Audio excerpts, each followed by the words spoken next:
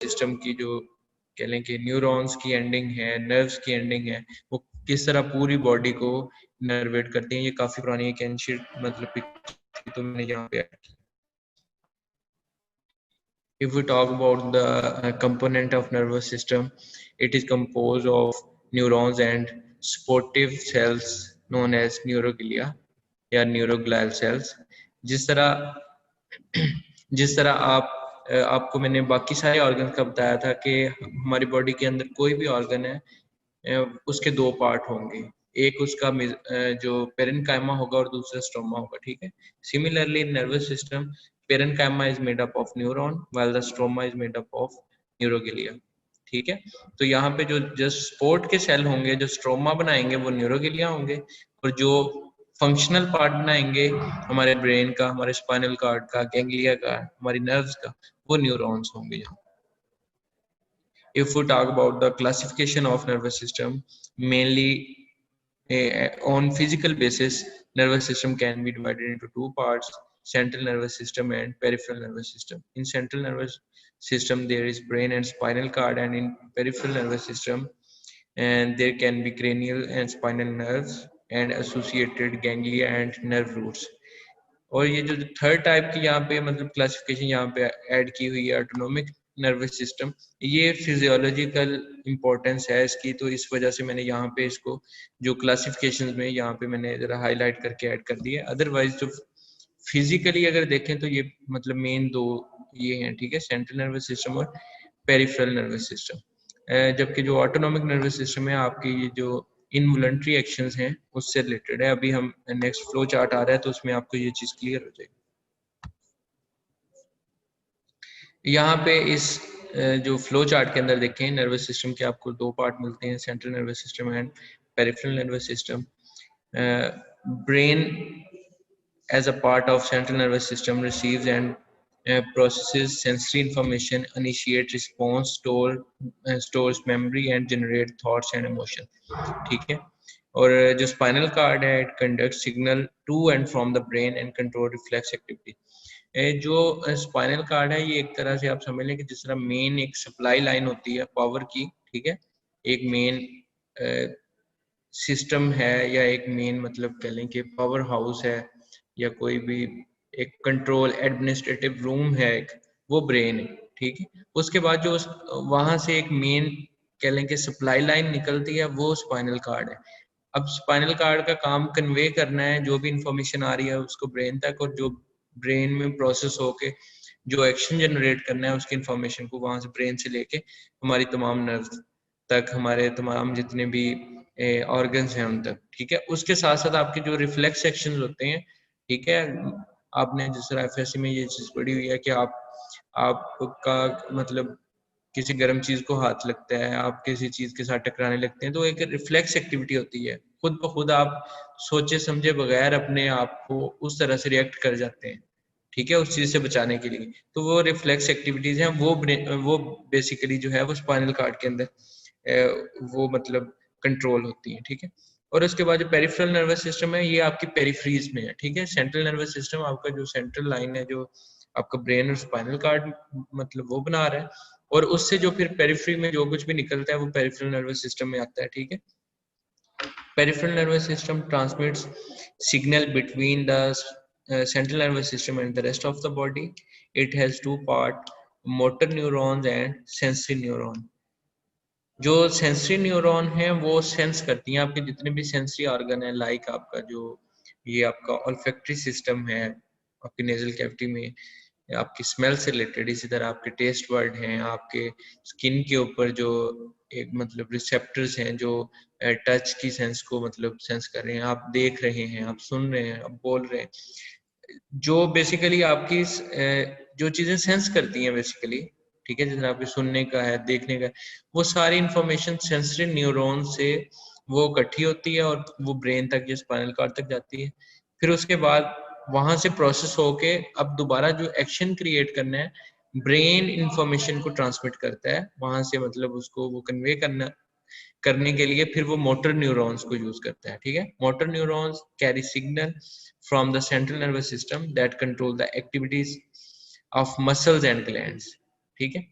उसके बाद अब मोटर न्यूरॉन्स जो हैं, इसकी अगर हम बात करें, यानी जो इंफॉर्मेशन लेके जा रहे हैं वहां से ब्रेन से, उसकी दो डिवीजन है, somatic nervous system and autonomic nervous system. Somatic nervous system, you can say it is attached with the voluntary actions of our body, like the movement of skeletal muscle, while autonomic nervous system controls the involuntary actions by influencing organs, gland and smooth muscle. ठीक है. And further there are two division of autonomic nervous system. First division is sympathetic and then parasympathetic. Sympathetic nervous system or sympathetic division prepare the body for the stressful condition or energetic activity like fight and flight. जब आपकी body को energy चाहिए होती है, आपकी body किसी stress के अंदर आती है, ठीक है, आप किसी कह लेंगे किसी डेंजर में हैं, आप वहां से भागना चाह रहे हैं, ठीक है, या आप कोई मतलब कह लेंगे इस तरह की आप जिम कर रहे हैं, ठीक है, आपको एक वो मतलब चाहिए होती है कि बॉडी ये जरा कह लें कि एनर्जेटिक हो, आप उस तरह से एक्ट कर सकें, ठीक है, तो उसके लिए आपका जो सिंपैथेटिक डिवीजन है वो आपकी बॉडी को प्रिपेयर कर रहा होता है, ठीक है। और जब आप लोग रेस्ट कर रहे होते हैं, बिल्कुल मतलब रिलैक्स बैठे होते हैं, तो ये जिस तरह यहाँ पे लिखा हुआ है रेस्ट एंड रूमिनेशन, उस दौरान आपकी जो कह लें कि पैरासिम्पैथेटिक डिवीजन एक्टिवेट होती है, वो मतलब मेनली डोमिनेट कर रही होती है, ठीक है, वो आपकी डाइजेशन को बूस्ट करती है,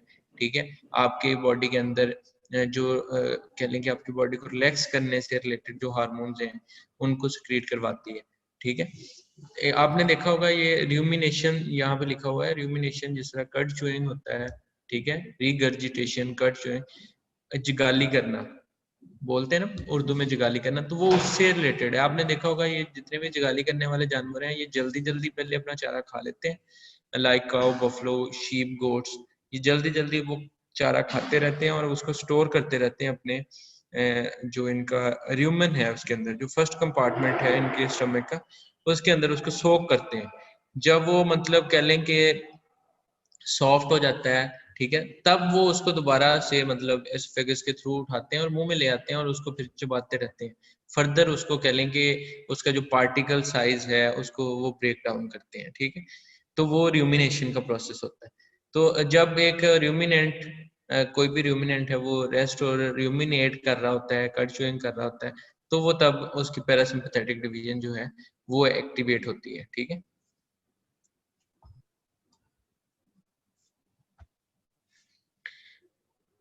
Neuron as a part of parenchyma, and they are the structural and functional unit of the nervous system. Mature neurons are incapable of mitosis, mean they are unable to divide and produce new cells.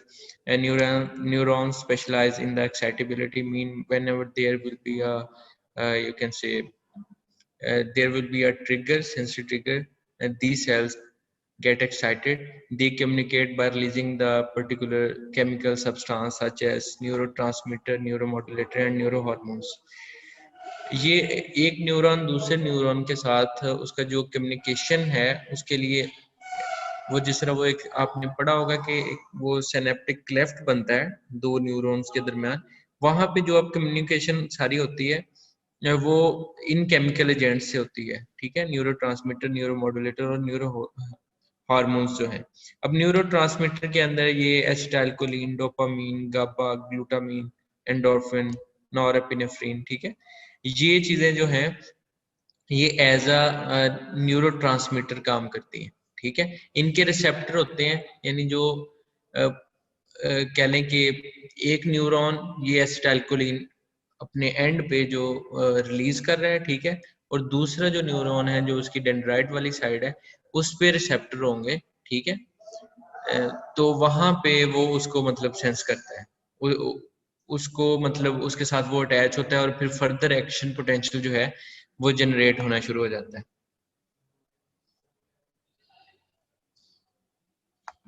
ठीक है, वो इस तरह से उसको मतलब generate करना शुरू कर देता है एक्शन पोटेंशियल को। ये न्यूरोट्रांसमीटर ये काम करते हैं।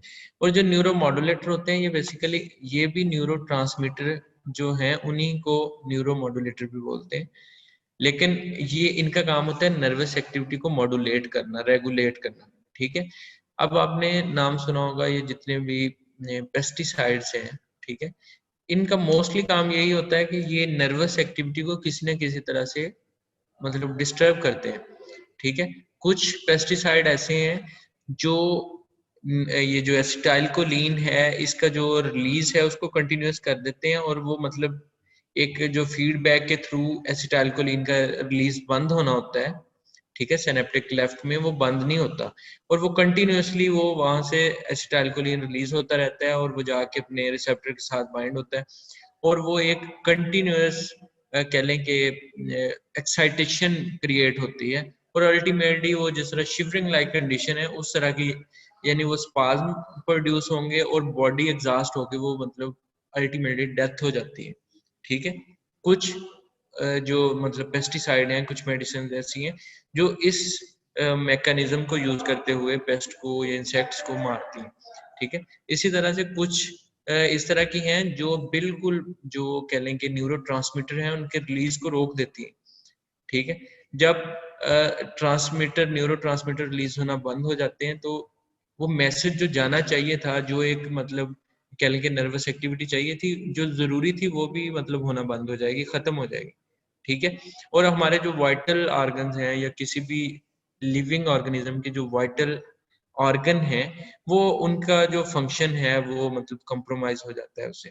लाइक अगर न्यूरोट्रांसमीटर जो एक्शन पोटेंशियल क्रिएट कर रहे हैं या जनरेट कर रहे हैं लंग्स के साथ एसोसिएटेड हैं या मतलब हार्ट एक्टिविटी के साथ एसोसिएटेड है, जब वो रिलीज होना बंद हो जाएंगे तो वो मतलब आपकी जो एक वाइटल एक्टिविटी होनी थी वो भी नहीं होगी, और पैरालिसिस की कंडीशन क्रिएट हो जाती है और अल्टीमेटली डेथ हो जाती है।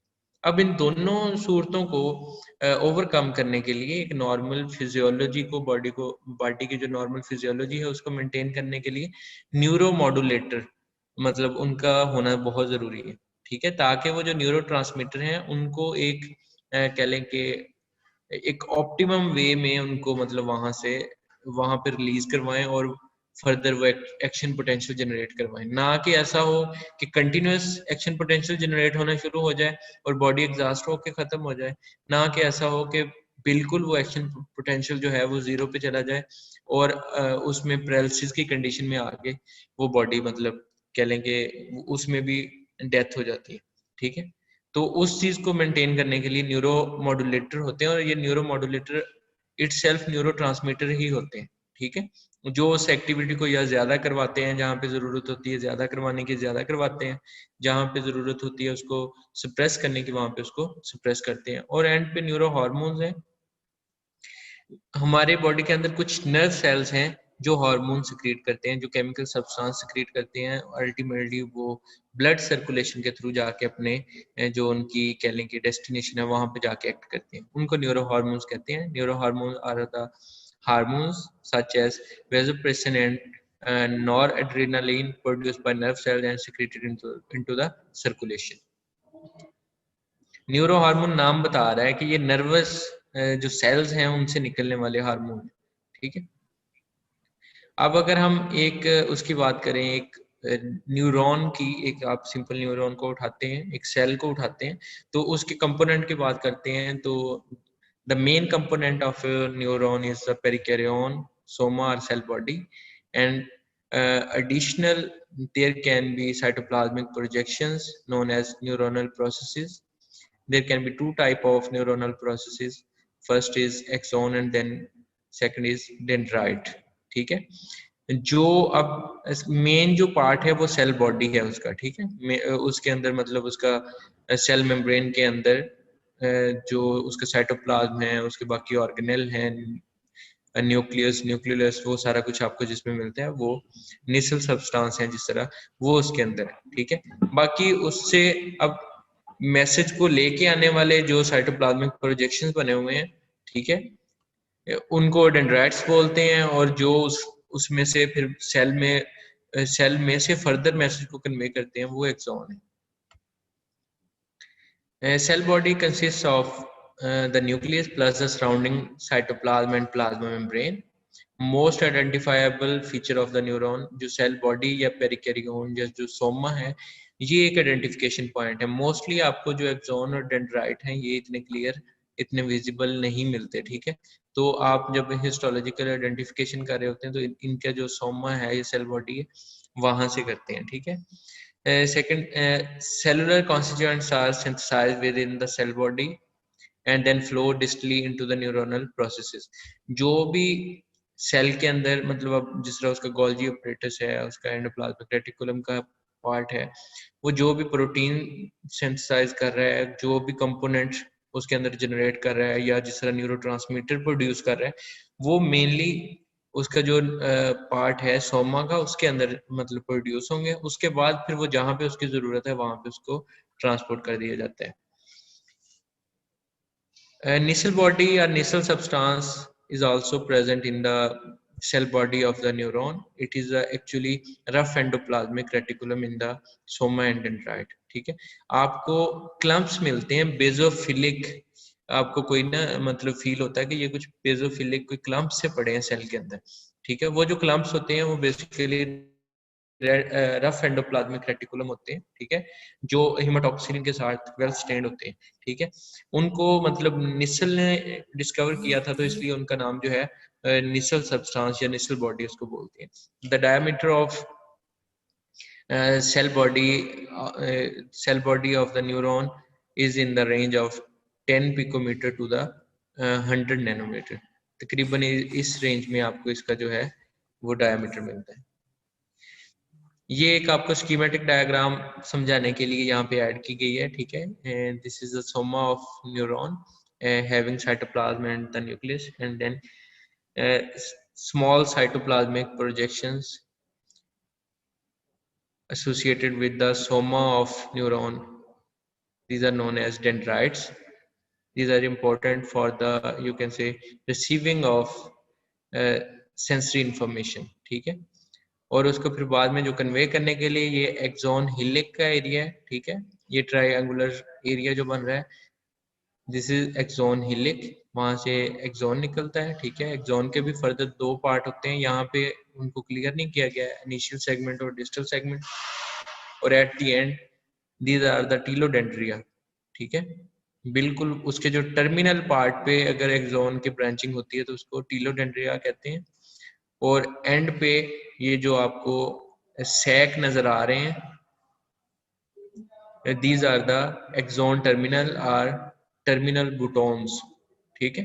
ये जो आपको एंड पे बल्ब लाइक या वो सैक लाइक एरियाज नजर आ रहे हैं, इनको टर्मिनल बुटोन या एक्सोन टर्मिनल कहते हैं।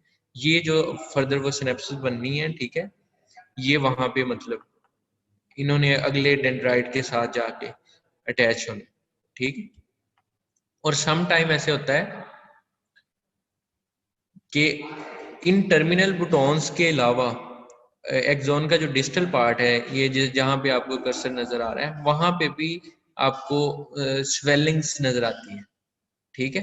उनको प्री टर्मिनल बुटॉन्स कहते हैं, ठीक है।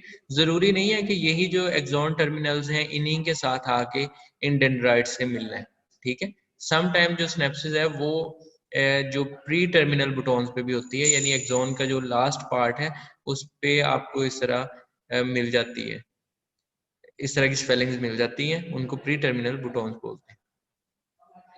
Axon is a relatively long cylindrical process. It arises from the axon hillock of the cell body and it terminates in the terminal branches and the synaptic butons, ठीक है। यानी टर्मिनल ब्रांचेस भी बोलते हैं, टर्मिनल बुटॉन्स भी बोलते हैं, या सिनेप्टिक बुटॉन्स भी बोलते हैं। Axonal branches are sparse, mean के ये थोड़ी होती हैं अगर हम इनको डेंड्राइट के साथ, is not well stained by the hemotoxylin and eosin, ठीक है। जो हिमाटॉक्सिलिन और इयोजिन के साथ ये इतना अच्छा आपको नजर नहीं आता, ठीक है। इसलिए जो सोमा या सेल बॉडी है वो मेन आइडेंटिफाइबल फीचर होता है। There are two part of the axon, initial segment and the distal segment. Initial segment just distal to the, it is a part which is just distal to the axon hillock. Action potential originated here and it is narrower than the rest of the axon. अगर इसके हम इसको distal के साथ compare करें तो ये जरा और नैरो होता है, ठीक है। Distal segment, each terminal branch and in an expansion called a terminal synaptic bulb or synaptic baton. Synapses occur at multiple focal swelling called axonal varicosities. ठीक है, ये मैंने जो प्री टर्मिनल बटॉन्स बोला है उसको एक्सोनल वेरिकोस्टिस भी बोलते हैं। ये मतलब कि बिल्कुल टर्मिनल पार्ट की बजाय उससे पहले भी आपको स्वेलिंग्स मिल जाती हैं, उनको आप एक्सोनल वेरिकोस्टिस या प्री टर्मिनल बटॉन्स बोलते हैं। अगेन एक ये स्कीमेटिक डायग्राम है, इसमें आपको ये सिनेप्सिस का भी मतलब थोड़ा सा आइडिया हो जाएगा। ठीक है, कि एक्सोन ये सॉरी सेल बॉडी है यहाँ पे, ठीक है, उसके साथ ये डेंड्राइट्स हैं, ठीक है, और ये एक्सोन हिलिक जहाँ से एक्सोन निकलता है, ये उसका इनिशियल सेगमेंट होगा, देन डिस्टल सेगमेंट, और डिस्टल सेगमेंट के अंदर अगेन ब्रांचिंग होती है, उसको टीलोडेंड्रिया बोलते हैं। और अगर इन ब्रांचिंग वाले एरिया में या मतलब पहला जो डिस्टल सेगमेंट पे कहीं भी स्वेलिंग है उसको एक्सोनल वेरिकोस्टी या प्री टर्मिनल बटॉन बोलेंगे। ठीक है, और जो एंड पे आपको मतलब ये स्वेलिंग मिलेंगी जो इसके जाके अगला जो सेल है न्यूरॉन का उसके डेंड्रिया के साथ जो कनेक्शन बना रही है, ठीक है, उसको टर्मिनल सिनेप्टिक टर्मिनल बोलते हैं या टर्मिनल बटॉन्स बोलते हैं। अगर हम इसकी शेप इनकी मॉर्फोलॉजी की बेस पे न्यूरॉन्स की टाइप को पढ़ना चाहें तो आपको ये यूनिपोलर, बाइपोलर और मल्टीपोलर मतलब इस तरह से इनकी मिलती है। अगर एक न्यूरॉन के अंदर एक ही पोल हो, ठीक है, उसकी बॉडी से उसकी जो सोमा है वहां से एक ही पोल निकल रहा है तो उसको यूनिपोलर या सूडो यूनिपोलर कहते हैं। इन यूनिपोलर और pseudo unipolar neuron dendrite and axon emerge from the same process, ठीक है, and in bipolar axon and single dendrite on opposite end of the cell body, and then in multipolar there will be more than 2 dendrites. यहाँ पे आप देखें ये एक unipolar है, unipolar के अंदर एक ही पोल बन रहा है, वहां से मतलब एक जो कह लें कि न्यूरोनल प्रोसेस निकल रहा है। और ये एक्सोन आप मतलब इसको देख रहे हैं, ये जो एक्सोन है इसमें एक ही तरह का है मतलब प्रोसेस, ठीक है, वो ही दोनों तरह का काम करेगा, वो डेंड्राइट का भी काम करेगा और वो एक्सोन का भी काम करता है। ठीक है, और इसके ऊपर आपको सेल्स लिपटे हुए नजर आ रहे हैं, ये श्वान सेल्स होंगे जो माइलिन शीथ बना रहे हैं। ठीक है, और अगर सेंट्रल नर्वस सिस्टम की बात करें तो यही सेल जो होते हैं ये ओलिगोडेंड्रोसाइट्स वहां पे बना रहे हैं। और अगर मतलब पेरिफेरल नर्वस सिस्टम में बात करें तो न्यूरोलेमोसाइट्स होते हैं, वो ये जो कह लें कि शीट है माइलिन शीट वो बना रहे हैं। ठीक है, और बाइपोलर के अंदर देखें दो पोल हैं, एक डेंड्राइट का काम करता है और दूसरा एक्सोन का काम करता है। ठीक है, सूडो यूनिपोलर में इनिशियली एक ही पोल होता है, बाद में वो डिवाइड हो जाता है दो में, बाइफर्केशन हो जाती है और एक साइड मतलब डेंड्राइट का काम करती है और दूसरी जो है वो एक्सोन का। और मल्टीपोलर के अंदर आपको मल्टीपल डेंड्राइट्स मिलते हैं with a single axon. Neuroglia इसकी बात करें या न्यूरोग्लायल सेल्स जो हैं, these are making the stroma of nervous system. ठीक है, उसका जो सपोर्टिव फ्रेमवर्क है वो बना रहे हैं। सेंट्रल नर्वस सिस्टम के अंदर astrocyte, oligodendrocyte, microglia and ependymal cell. Astrocyte star shape cells होते हैं। ओलिगोडेंड्रोसाइट मैंने जिस तरह अभी बताया कि ये एक तरह से सेंट्रल नर्वस सिस्टम के श्वान सेल्स हैं। ठीक है, ये एक्सोन के ऊपर रैप हुए होते हैं और उसके ऊपर जो माइलिन शीथ है उसको बना रहे हैं ओलिगोडेंड्रोसाइट है। ठीक है, उसके बाद जो माइक्रोगिलिया है ये आपके जो कह लें कि कैविटीज होती हैं ब्रेन के अंदर, ठीक है, उनको मतलब ये करती हैं, कवर करती हैं किसी हद तक, और उसके अलावा ये मतलब ये भी सपोर्टिव नेटवर्क बनाने में हेल्पफुल है। और जो अपेंडिमल सेल्स हैं ये आपका जो स्पाइनल कार्ड है, स्पाइनल कार्ड और उसके अलावा जो ब्रेन के अंदर अगेन जो कैविटीज हैं उनको लाइन करती है। ठीक है, अपेंडिमल सेल्स जस्ट जिस तरह कोलमनर सेल्स होते हैं उस तरह की इनकी शेप होती है, लेकिन ये और इनके ऊपर सिलिया लगे होते हैं। ठीक है, स्टीरोसिलिया टाइप इनके ऊपर अटैच होते हैं इन कोलमनर सेल्स के ऊपर। और ये हमारे सेंट्रल नर्वस सिस्टम के अंदर जितनी भी कैविटीज बन रही हैं, अब जिस तरह अगर आप स्पाइनल कार्ड देखें उसको दरमियान से काट के देखें तो उसके दरमियान में एक कैविटी होती है। ठीक है, सेंट्रल केनाल। अब जो सेंट्रल केनाल की लाइनिंग ये समझ लें कि सेंट्रल नर्वस सिस्टम का एपिथेलियल सेल है, उसकी लाइनिंग करता है ependymal cell. Peripheral nervous system के अंदर गैंग्लियोनिक ग्लायोसाइट्स होते हैं, स्टेलाइट सेल और न्यूरोलेमोसाइट होते हैं, श्वान सेल जो एक्सोन के ऊपर जो कह लें कि कवरिंग बना रहे हैं, ठीक है, माइलिन शीट बना रहे हैं। माइलिन शीट एक रैपिंग है ग्लायोसाइट की, ठीक है। ग्लायोसाइट की जो प्लाज्मा मेम्ब्रेन है वो एक्सोन के ऊपर लिपटी होती है, ठीक है। आप कंसिडर करें कि आपके पास एक पेंसिल है और उसके ऊपर आप पॉलीथीन की एक शीट को रैप कर देते हैं और पॉलीथीन के अंदर एक आपने एक मतलब पत्थर रखा हुआ है। अब वो जो पॉलीथीन बैग के अंदर जो पत्थर रखा हुआ है वो उसका न्यूक्लियस था, बाकी जो ओवरऑल पॉलीथीन की शीट थी वो उसके मतलब कह लेंगे प्लाज्मा मेम्ब्रेन थी। आपने सारे को उसके ऊपर रैप किया हुआ है, तो वो कह लें कि एक माइलिन शीट बना रही है। वो पूरा एक सेल था, ठीक है। वो या न्यूरोलेमोसाइट होता है या ओलिगोडेंड्रोसाइट होता है। अगर सेंट्रल नर्वस सिस्टम है तो वो ओलिगोडेंड्रोसाइट है, और अगर वो पेरिफेरल नर्वस सिस्टम के अंदर है तो वो न्यूरोलेमोसाइट या श्वान सेल। माइलिन शीट का काम है कि ये बूस्ट करती है कंडक्शन को, ठीक है। हमारी बॉडी के अंदर जो न्यूरॉन्स के अंदर जो एक्शन पोटेंशियल ने ट्रेवल करना है उसको ज़रा बेटर बना रही है, उसको बूस्ट करती है, ठीक है, स्पीड अप करती है। और जो ये बातें मैंने बता दी हैं कि माइलिन ओलिगोडेंड्रोसाइट और न्यूरोलेमोसाइट से बनती है। उसके बाद जहाँ पे दो ओलिगोडेंड्रोसाइट या न्यूरोलेमोसाइट या श्वान सेल आके एक दूसरे के साथ जुड़ते हैं, वहां पे एक नोड बनती है, उसको हम रोड ऑफ रेनवियर बोलते हैं। और उन दो नोड के दरमियान जो पार्ट होता है उसको इंटरनोड बोलते हैं, ठीक है। और जो ट्रांजिशन है इंटरनोड टू नोड की उसको हम पैरानोड बोलते हैं, ठीक है। यानी नोड के बिल्कुल साथ वाला जो एरिया होता है उसको पैरानोड बोलते हैं। Action potential progresses continuously in non myelinated axon. जो नॉन माइलिनेटेड होते हैं उसमें बड़ी वो स्पीड से ट्रेवल करता है, और जो माइलिनेटेड होते हैं उसमें वो जंपिंग फैशन को मतलब अडॉप्ट करता है, जिसको साल्टेटरी कंडक्शन भी बोलते हैं, ठीक है। अगेन ये एक कह लेंगे स्कीमेटिक यहाँ पे ऐड की हुई है आपको दिखाने के लिए, ठीक है। और एट द एंड ये दिखाया गया कि कंडक्शन होती कैसे है नॉन माइलिनेटेड और माइलिनेटेड के अंदर, ठीक है। बेटा आप लोगों की मीटिंग एंड होने वाली है। अगर आपके कोई भी क्वेश्चन हो तो काइंडली व्हाट्सएप ग्रुप में पूछ लीजिएगा। उसके बाद मेरी इन्विजिलेशन की ड्यूटी है तो मैं मतलब मीटिंग उस तरफ ले जाऊंगा, ठीक है। आप लोगों ने दोबारा ज्वाइन नहीं करना काइंडली। सर नेक्स्ट क्लास नहीं है? नहीं, नेक्स्ट क्लास नहीं है क्योंकि उस वक्त इन्विजिलेशन है, वो इसी मीटिंग के थ्रू होनी होती है, तो इसलिए बेटा काइंडली आप लोग ज्वाइन ना कीजिएगा, ठीक है। उसमें जस्ट वो सीनियर स्टूडेंट ऐड होंगे। हाँ जी, ये टॉपिक इंक्लूड होगा जी बेटा। सर अटेंडेंस के आपने स्क्रीनशॉट ले लिए हैं? नहीं मैंने नहीं लिए, आप जल्दी से ले लें, 1 मिनट है आपके पास। ओके। हाँ, लेके फिर मुझे व्हाट्सएप कर दीजिए। एक्सक्यूज मी सर, इसमें मैक्सिमम आप लोगों के लिए 20 अलाउ, मैक्सिमम 20%, ठीक है। और वो उसको आप कोशिश कीजिएगा कि मैक्सिमम जितना हो सके अपनी वर्डिंग में लिखेंगे तो सही है। अदरवाइज वो प्लेजरिज्म आपको नहीं मतलब फील होगा, लेकिन फिर भी प्लेजरिज्म आप 100% भी अपनी वर्डिंग में लिख रहे होते हैं ना, फिर भी 3, 4, 5% आ ही जाती है। तो उससे भी बचने के लिए मैक्सिमम अपनी कोशिश करनी है। प्लेजरिज्म होता है बेटा सिमिलैरिटी इंडेक्स, कि आपने कितना कॉपी किया हुआ है किसी और बंदे से, उसको बोलते हैं प्लेजरिज्म, ठीक है। वो अपनी वर्डिंग आपकी होनी चाहिए।